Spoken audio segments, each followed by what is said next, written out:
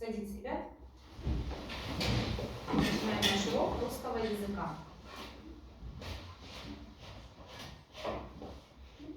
Итак, давайте сейчас прочитаем предложения, которые будут появляться на экране, в соответствии с нужной пунктуацией. Я буду говорить вам, какую интонацию нужно соблюдать во время чтения. Прочитайте с удивлением хором 3-4. Доброе утро! Хорошо. С жалобным вздохом. Доброе утро! А теперь бодро и торжественно. Доброе утро! Отлично. Следующее предложение прочитайте строго. Урок! А еще строже. Урок! Вот, замечательно. Теперь мечтательно. Урок! А теперь восторженно. Урок! Молодцы. Итак, ребята, на уроке русского языка я предлагаю вам сегодня окунуться в атмосферу интересных заданий и получить большое удовольствие от своей работы. Итак, вперед! И для начала я предлагаю вам разминку для ума. В данной группе слов найдите лишнее слово и объясните, почему оно может быть лишним. Так, Милана? Синего. Не совсем правильно прочитала. Ну-ка, правильное ударение поставь. На второй слог. На третий. Синева. Синева. Почему это слово может быть лишним? Мне кажется, что это название какого-то цветка либо растения. Так, ну и почему оно может быть лишним среди этих 4 слов? Ага, Селя, помогай Милане. Голубенькие. Нет, давайте уже на слове синева сначала. Остановимся. Кто считает, что слово синева лишнее, Марселина? Я считаю, что слово синева лишнее, потому что это совсем другой предмет, может быть. Это не признак, А что? а существительное. Умница. А остальные предметы, извините, не предметы, а остальные слова? Это признаки. Признаки предметов. Отвечает только один, тот, к кому я обращаюсь. Хорошо, Марселина, зарабатываешь свою фишку. Итак, синева – это имя существительное, а остальные слова обозначают признаки, являются именами прилагательными. Так, ну, пожалуйста, Аселя хотела. Еще какое слово может быть лишним? Голубенький, потому что это другое слово, и у него он не однокоренное слово для других слов. Только не он, а оно не является однокоренным словом для других слов. Итак, голубенький – не однокоренное слово для слов синий, синева и синенький. Хорошо. Продолжаем работать дальше. Открыли свои тетрадочки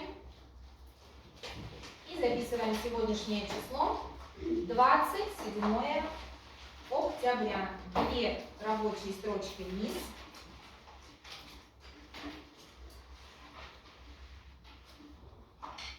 27 октября.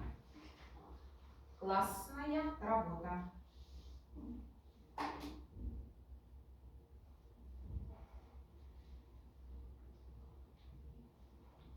Приготовьтесь к словарной работе. Спинки ровненькие.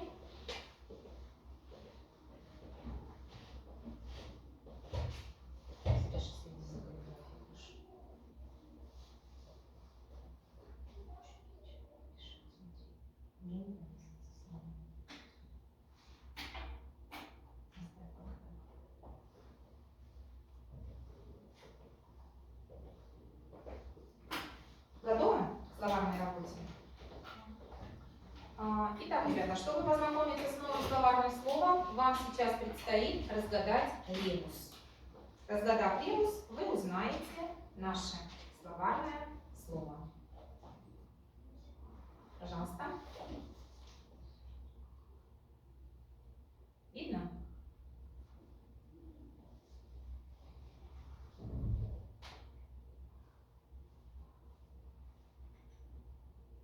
Так, Милана пока в сомнениях. Ага. Юля готова? Пожалуйста, Юля. Черемуха. А попробуй с ударением произнести правильно это слово. Черемуха. Первый раз, когда ты произнесла слово, какое было? Вот с ударением его произнеси. Черемуха. В этом слове есть гласное «ё»?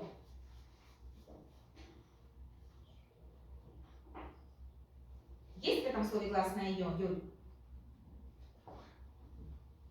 Нет. Угу. Так, ну-ка, Селя, Черемуха. громче. Черемуха. Черемуха. Угу. Юль, ты произнесла черемуха, поэтому я и попросила тебя произнести это слово с ударением. Аселечка, черемуха. Объясни, пожалуйста, как ты получила это слово. На картинке изображен чеснок. Надо чеснок. Из слова чеснок Берем одну и вторую букву. не одну и вторую, а первую и вторую букву. Че. Дальше. На картинке Изображен лев, который рычит. И рычание льва называется рев. Совершенно верно. Рев. В слове рев мы должны убрать одну последнюю букву. остается рев. На картинке изображена муха.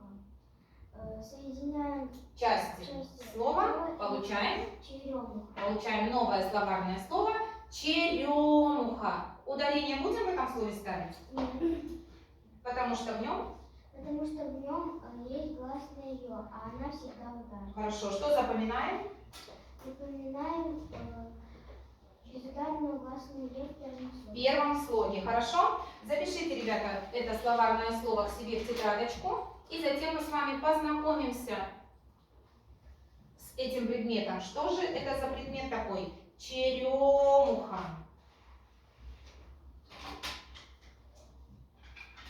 Запишите это слово в рабочей тетради и запишите это слово в свои словарики. Прописывать его сейчас не надо. Выполните это на домашних заданиях. Только записать в словарные тетрадочки.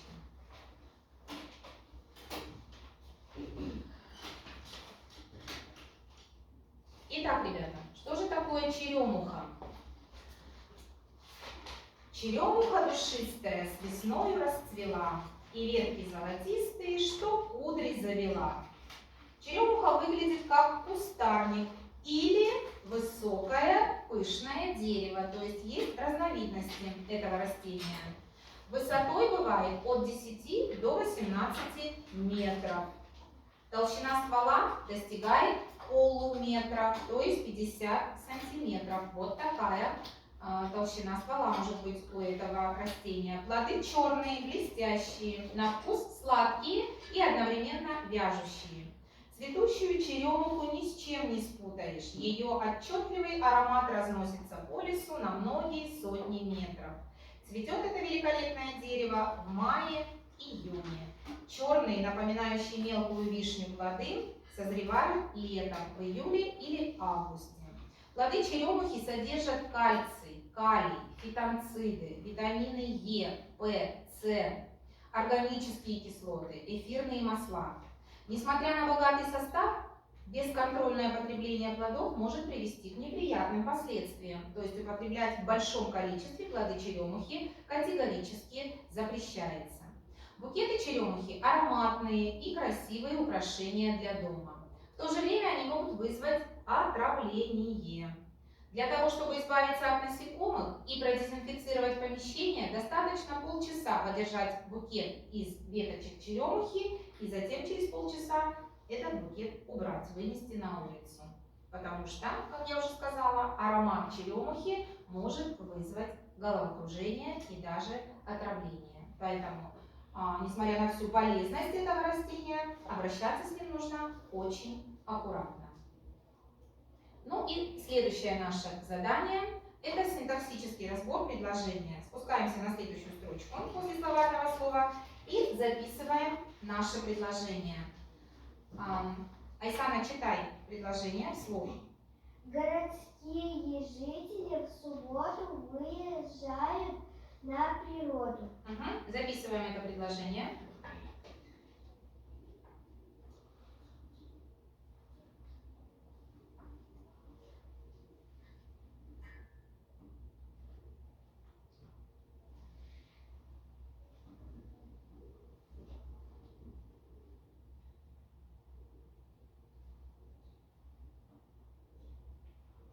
Городские жители в субботу выезжают на природу.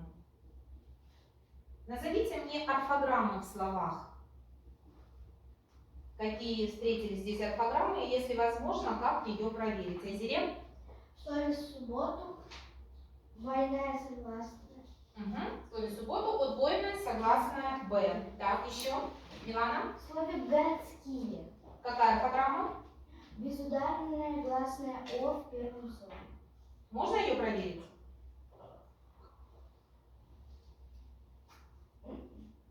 Подумай. Городские. Безударная гласная в первом слове. Каким словом можем мы ее проверить, Милана? Мы поехали куда? Город. Еще какая орфограмма в слове городские есть, Юля? Жители. Нет, в слове городские. Давайте закончим с этим словом. Непроизносимая согласная. Разве мы ее не произносим? Городские, городские. Разве мы ее не произносим, эту орфограмму? Парная, согласная «д». Как ее проверить можно? Каким? Город. Город. Городок. Другое дело. Дальше. Еще какая орфограмма? Амира. В слове «жители». В слове «жители» запоминаем... Как называется в слове «жители» орфограмма? Ну, в данном случае только «жи». Сочетание «жи» пишет с буквой «и».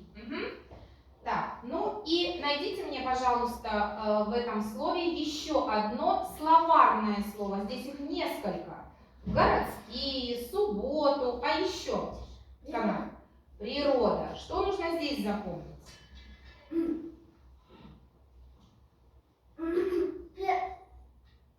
Безударную. Безударную гласную «и» в первом слове. Да, нужно запомнить. Проверить мы ее не можем. Итак, пожалуйста, Ватер, какое это предложение по цели высказывания? По цели высказывания.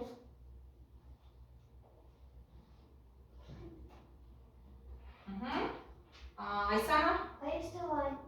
Полный ответ. По цели высказывания? Высказывание повествовательное. Так, как?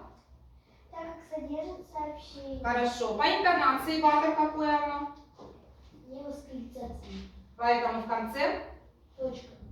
я буду начинать, ты будешь продолжать. Давай договоримся так, что ответы полные даете вы мне. Хорошо? Айзере, скажи, пожалуйста, это предложение распространенное или нет?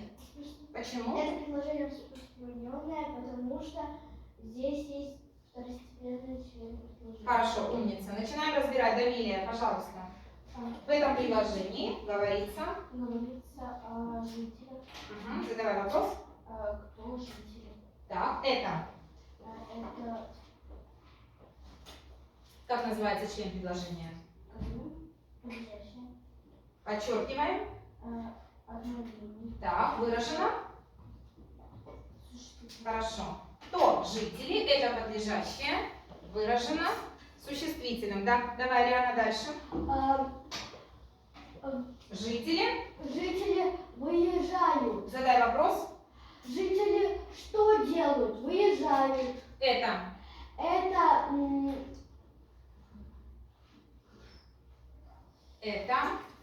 это сказуемое.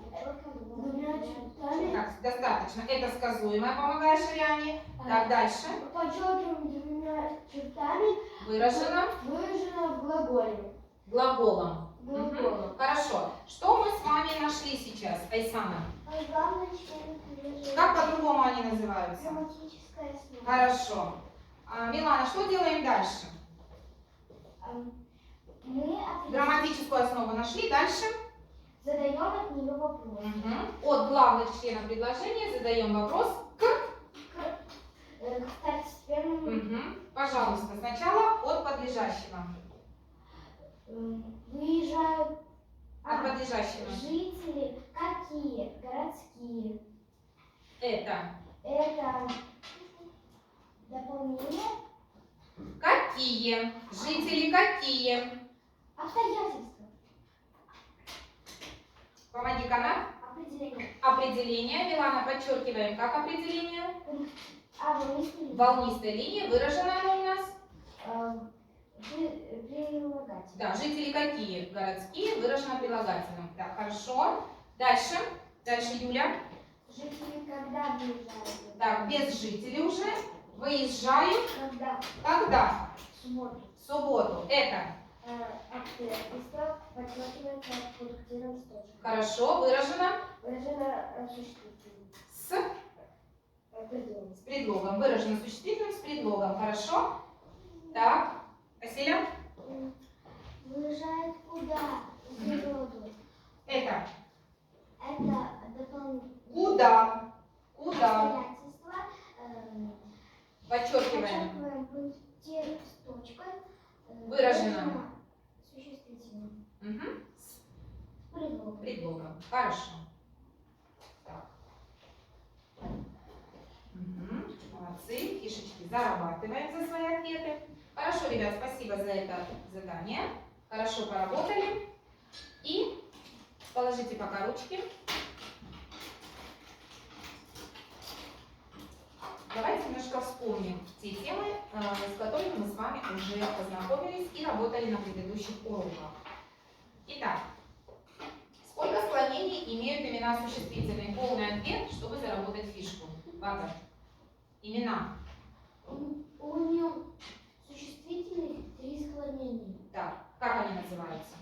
Первое склонение, второе склонение, третье склонение. Хорошо. Какие существительные относятся к первому склонению? Айзере. Мужского рода с окончанием ая и женского рода. Тоже? С окончанием ая. Тоже с окончанием ая. Имена существительные мужского и женского рода с окончаниями ая. Хорошо, я вам предлагаю сейчас выбрать из списка слов имена существительные первого склонения. Так, кто находит мне существительное, получает фишку. Так, Канат? Юрта. Хорошо, согласна. Так, дальше. Марселина? Улица. Давайте так, ребят, не просто слово называть, а доказывать, что это такое первое склонение, да? Называть. Что для этого нужно определить? Род. И окончание, да? Пожалуйста, Юрта. Юрта чья? Она моя. Женский род. Окончание. А. Хорошо. Марселина дальше. Улица чья? Она моя. Окончание а. Род. Женский. Хорошо. Дальше. Дамилия. Дорога чья? Она моя. Окончание а.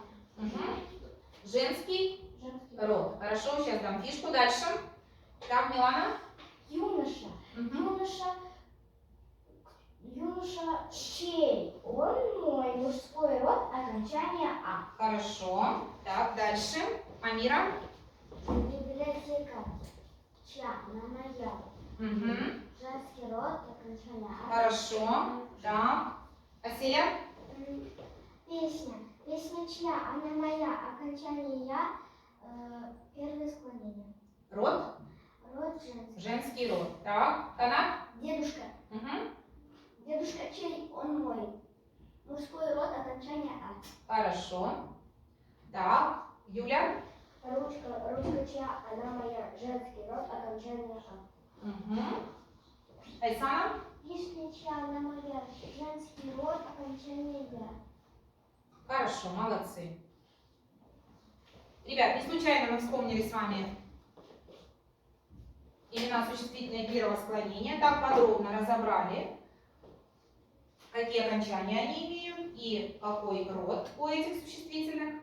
Потому что сегодня мы будем с вами работать именно с именами существительными первого склонения. прочитать сейчас имена существительные, прочитать их с ударением и вставить нужные окончания. Так, Марселина. Из земли. С ударением. Из земли. Хорошо. Из земли. Угу. Окончание и. Так, Амира. Под водой. Не под. Ну-ка, внимательно читай. По воде. Так, с ударением. С ударением прочитай. По. По воде. Угу. Окончание. Окончание.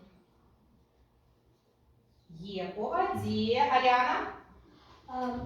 Настенный. Арианочка, внимательно.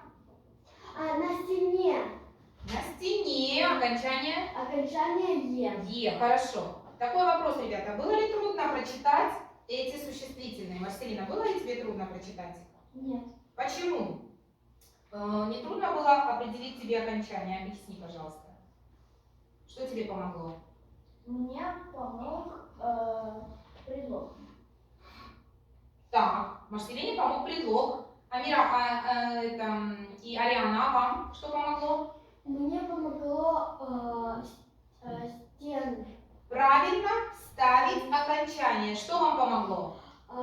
Из земли, по воде, на стене, Амира.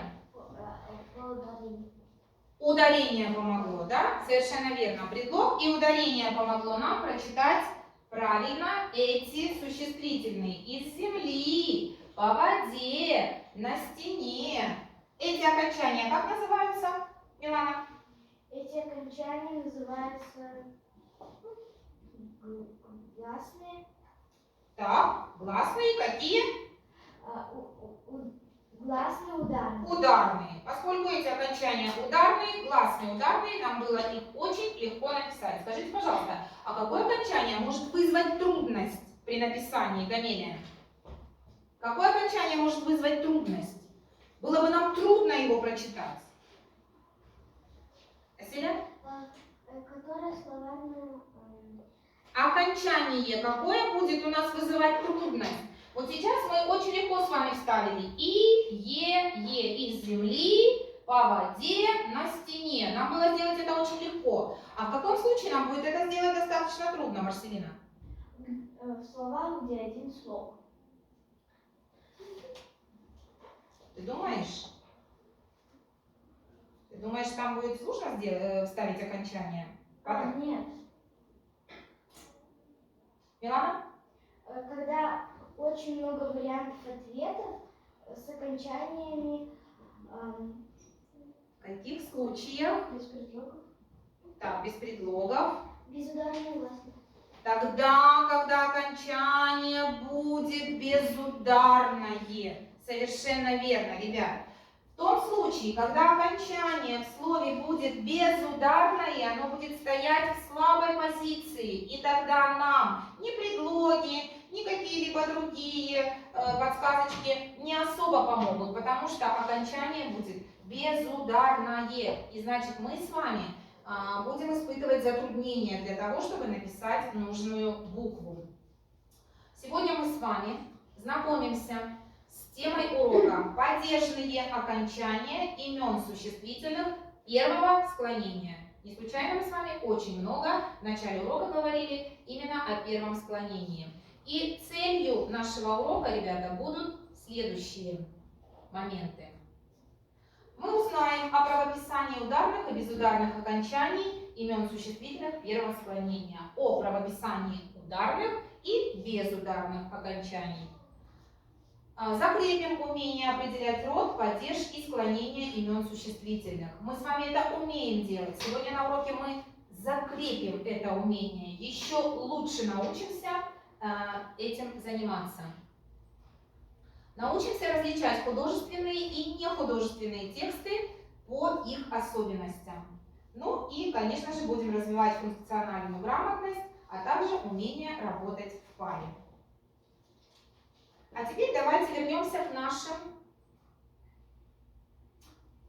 Прежде, вернее, чем мы вернемся к нашим существительным, я бы хотела вам показать следующую таблицу. Называется она «Окончание имен существительных».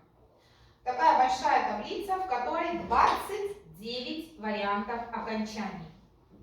И чтобы правильно писать безударные окончания имен существительных, вам нужно будет выучить эту таблицу. А в ней, как я уже сказала, 29 окончаний.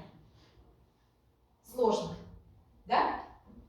Выучить 29 окончаний, запомнить, какое окончание в каком падеже должно писаться, это действительно очень сложно и не особо интересно. Скажу вам по секрету. Но у меня есть хорошая новость для вас. Эту таблицу мы учить не будем, а научимся определять окончания, безударные окончания имен существительных более простым способом. И помощником нам в этом будут служить наши 3 типа склонений. Первое, второе и третье. А вот теперь мы возвращаемся к нашим словам с ударным окончанием и определим их склонение и падеж. Склонение и падеж. Читаете слово, определяете склонение и падеж. Пожалуйста, Бата. Из земли. Так. Чего? Угу. Падеж. Падеж. Из чего? Из чего канат? Родительный падеж. А склонение какое? Земля. Первое склонение. Передай, пожалуйста, канату фишку. Хорошо. Дальше. Юля. По воде. Угу. Почему? Дайте падеж. Склонение. По воде. Ставим начальную форму. Вода. Первое склонение. Хорошо. Вода. Чья она? Моя. Женский род. Первое склонение. Дательный падеж. И третье. Айзерем. На стене. На чем? На стене. Угу. Предложенный падеж. А. Склонение. Первое склонение. Первое склонение. Хорошо. Я сейчас тебе дам фишку. А теперь, ребята, обратите внимание на второй столбик. Прочитайте про себя слова. Что вы можете сказать об этих словах, которые записаны во втором столбике? Айсана? У них окончание безударное. Умница. У них окончание безударные. Держи фишку. И что же нам сделать? Как же нам быть сейчас в этой ситуации? Какие окончания нам здесь написать? И или е? Из избушки или из избушки? По комнате или по комнате? На улице или на улице? Чтобы нам правильно написать нужные окончания, что нужно сделать? Обсудите в паре, пожалуйста, вариант ответа. В парах, Батер, повернись к оселе и канату. В парах подумайте, что нужно сделать, чтобы правильно написать окончание. Угу. Кто готов, уже вижу, хорошо.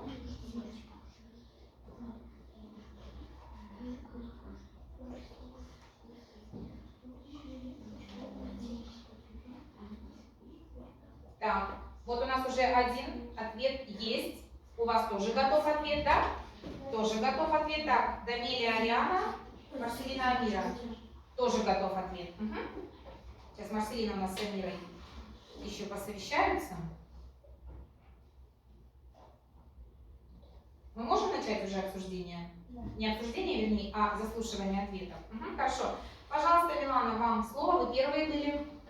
Нужно определить по падежам. Так, то есть нужно определить падеж. Да. Дальше. Потом мы можем из чего? Из избушки. Угу. То есть ты считаешь, что нужно обязательно определить падеж, чтобы вставить окончание. Хорошо, определю я падеж, но окончание безударное. Что может мне падеж этот? Чем он может мне помочь? По предлогам. Но окончание это безударное? Е или И? Хорошо, определить падеж. Так, еще, Оселя, добавляй. Нужно посмотреть по предлогу. Так, вам обеим. Так. И надо поставить начальную форму. Для чего? Чтобы Определить что? склонение. Так, чтобы определить склонение, тоже нам это нужно будет. Хорошо, вот пара нам, Милана и Айсана, предложила обязательно определить падеж. Аселя говорит, нам нужно знать еще и склонение. Дальше развиваем мысль свою. Определили мы падеж, определили мы склонение. Давайте сделаем это. Из избушки, Милана. Из чего? Из избушки. Родительный. Родительный падеж. Первое склонение. Угу. Так, дальше. Марселина. По комнате. Угу. Нужно определить Падеж падеж. и склонение. Определяй. По комнате. Угу. По Почему? По комнате. Угу. Какой падеж? Дательный падеж. Склонение. Первое. Хорошо. Так, ну и Ариана. На улице. Так. На чем? Угу. На улице. Какой падеж? Падеж. Падеж. Дамилия, помогай свою пару, выручай. Предложный падеж. И склонение какое? Улица. Первое склонение. Хорошо, на улице. Первое склонение, предложный падеж. Так, теперь посмотрите еще раз на эти два столбика. Угу. И подумайте, определили мы с вами склонение, определили падеж. Как нам это может помочь? Какие окончания написать? Ну давай, Аселя, попробуй. Потому что Не потому что. Что дальше надо сделать? надо представить слово помощник падежный. Например, нет избушки. Нет избушки, я напишу. Хожу по комнате. Посмотрите, не случайно, ребята, два столбика перед вами. Два столбика перед глазами. Это уже подсказочка. Ну-ка, Юля. Ударение. Но оно у нас безударное. Окончание у нас безударное. Здесь оно у нас ударное, здесь оно у нас безударное. Обратите внимание на склонение и падеж. Обратите внимание. Угу. Марселина? Окончание падежей. Так, развивай свою мысль. Они нам помогут ставить... Какие окончания падежей? Какие? Какие окончания? Ударные. Ударные окончания падежей помогут нам ставить безударные окончания падежей. Если в родительном падеже первого склонения под ударением стоит «и», значит, ребята, в родительном падеже у существительного первого склонения и в безударном окончании тоже будет «и». Ну, не совсем точно правило вывела Марселина, но фишку заработала. Итак, ребята, в данном случае нам помогают ударные окончания падежей. Правильно вы сказали? Нужно определить падеж, нужно определить склонение, потому что и ударные, и безударные окончания у имен существительных первого склонения пишутся одинаково. Вот это правило вам нужно будет на странице 8 учебника выучить наизусть. Давайте хором его прочитаем. 3, 4. Ударные и безударные окончания имен существительных первого склонения в одном и том же падеже пишутся одинаково. Стоп! В одном и том же падеже и ударные, и безударные окончания пишутся одинаково. Дальше. По ударным падежным окончаниям можно проверять написание безударных окончаний имен существительных этого же склонения. И сегодня, ребята, я вас познакомлю с двумя словами. Слова, которые будут нам помогать определять, какое безударное окончание, хорошо, уже развернись, какое безударное окончание нужно написать в том или ином существительном. Слова эти вот такие, ребята, слова-помощники. Сестра. Мы с вами не первый раз уже сестру на помощь зовем. Вы мне фишку забыли дать. Напоминайте, пожалуйста, если фишки забыла дать, напоминайте, ребят. Это очень важно, это ваша зарплата за урок, да, поэтому если вдруг кому-то не дала фишку, руку поднимайте, напоминайте. Итак, слова-помощники, которые мы с вами будем употреблять для того, чтобы правильно написать безударное падежное окончание. Сестра, земля. Посмотрите, как это будет работать. На тропинке окончание безударное. Да? Чтобы вставить правильно окончание, я должна определить падеж и склонение. На тропинке. Так, Юля, определяй падеж. На тропинке. Какой падеж? Предложный падеж.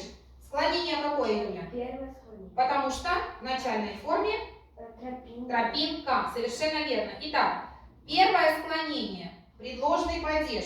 Слово сестра я ставлю в этот же предложный падеж. На чем? На тропинке. На чем? Да, это будет иногда смешно, ребята, слышаться, но, тем не менее, это слово будет нам помогать. На чем? На тропинке. На чем? На ком? На сестре. На сестре. Окончание ударное. Значит, в слове тропинки тоже пишу гласную Е, потому что в ударном случае на сестре стоит гласная Е. Дальше. У цапли. Амира, определяй падеж. У кого? У цапли. Так. Это У кого? У цапли. У. Предлог у. Какой падеж? Айзерин. у родителей.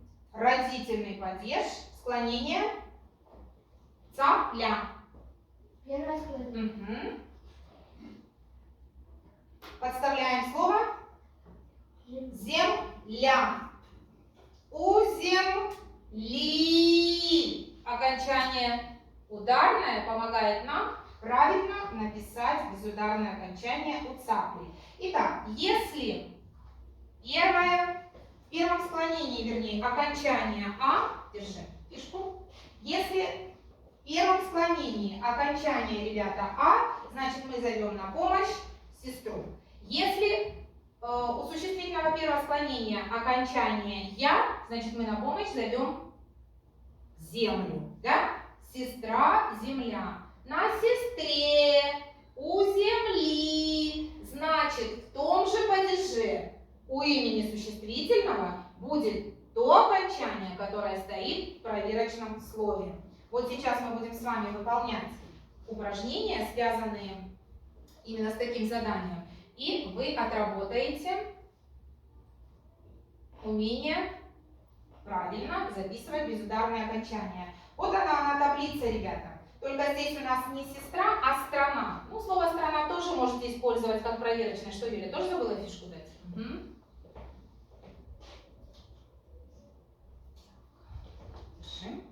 Угу. Имена существительные мужского и женского рода с окончаниями «ая». Опорные слова. Опорные или слова-помощники или проверочные слова, которые будут помогать нам ставить безударную букву в окончании. Итак, в дательном падеже мужчине или мужчини, тетрадке или тетрадки. А на помощь к нам приходит слово «страна», «земля» или «сестра». Ставим это слово также в дательный падеж. Дал кому, чему, стране, земле. Поэтому в дательном падеже мужчине, тетрадке. Смотрим хвалительный падеж. Доволен чем? Страной, землей. Значит, в хвалительном падеже мужчиной, а не мужчиной, да? Тетрадкой, а не тетрадкой. То есть опорные слова будут нам помогать проверять безударные окончания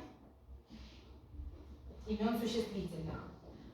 А теперь откройте учебники.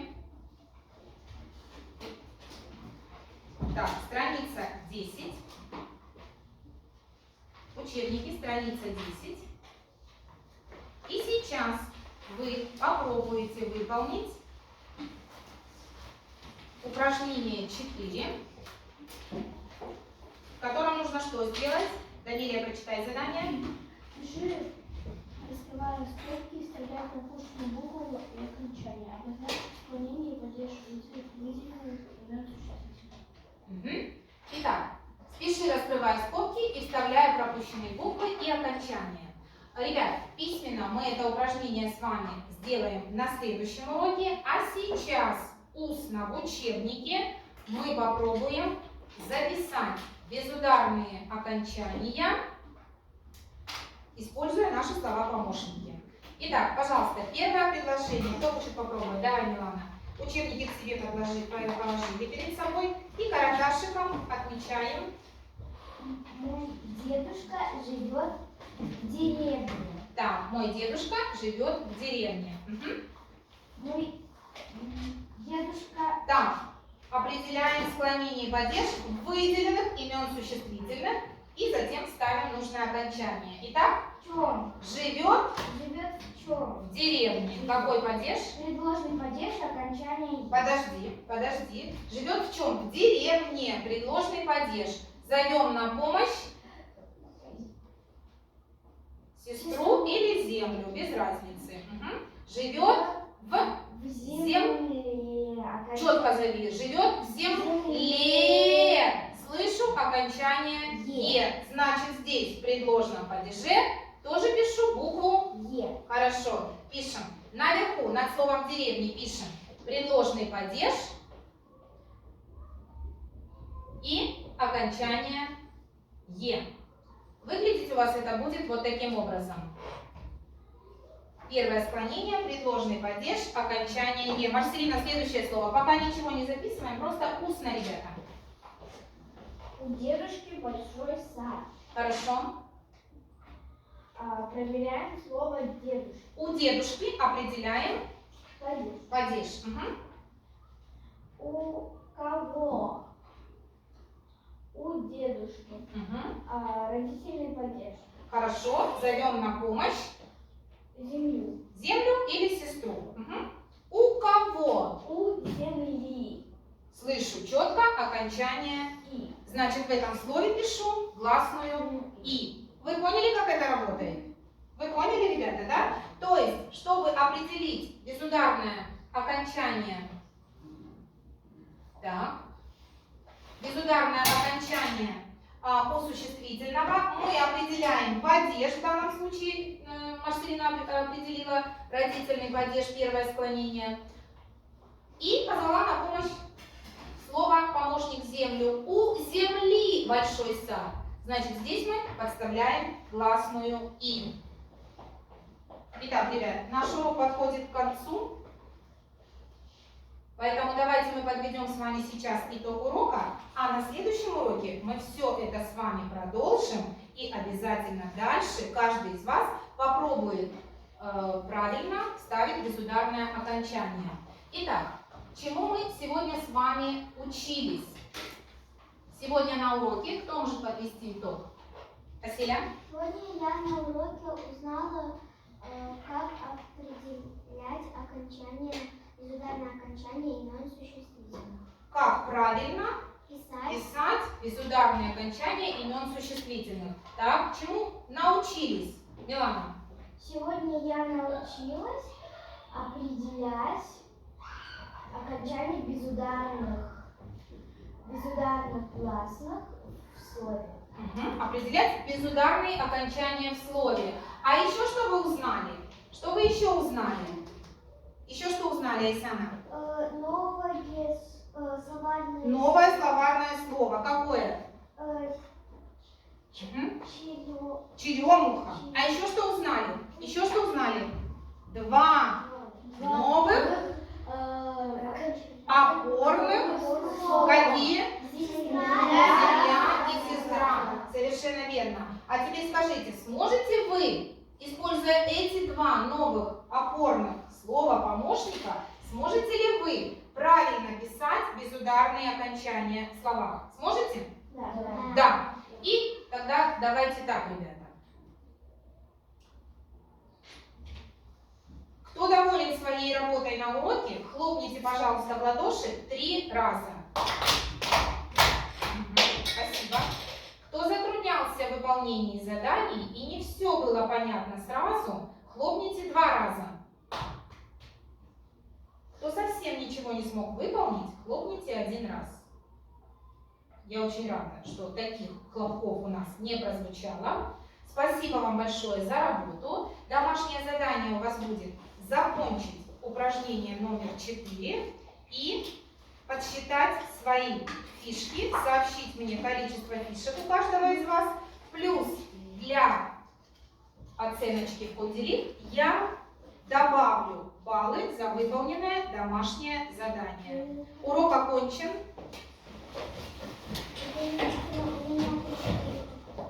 Урок окончен. Спасибо за работу. Готовимся к следующему уроку.